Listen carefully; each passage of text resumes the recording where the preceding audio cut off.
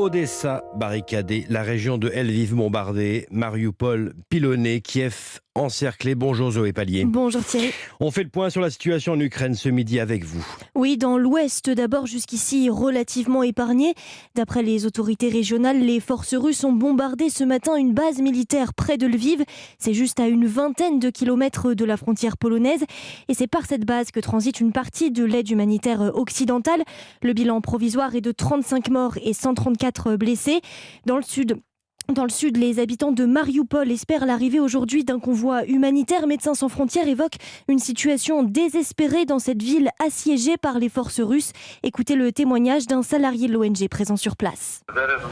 Il n'y a pas d'eau potable ni de médicaments depuis 10 jours maintenant. Et il manque de la nourriture. L'autre problème, c'est l'absence de communication avec l'extérieur depuis une semaine. Les gens ne savent tout simplement pas ce qui se passe dans le pays, ou même à Mariupol.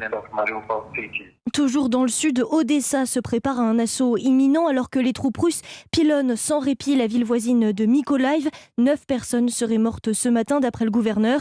Et puis bien sûr, les combats continuent dans les faubourgs de Kiev que les Russes tentent d'encercler. Zoé Pallier, allons à Kiev justement. On retrouve François Delabarre, envoyé spécial d'Europe 1 et de Paris Match. François, ce qu'on peut dire, c'est que l'armée russe fait évoluer sa stratégie. Oui, changement de calibre. Hier, dans les faubourgs de Kiev, ce n'était plus des tirs de mortier ou les lance-roquettes multiples que l'on entendait, mais des canons des deux côtés.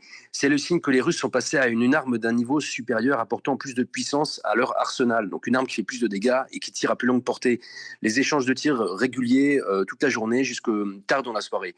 Les combats donc se concentrent toujours dans le nord-ouest sur le front d'Irpin et aussi à l'est, de l'autre côté du fleuve, du côté de la ville de Brovary à 25 km de Kiev.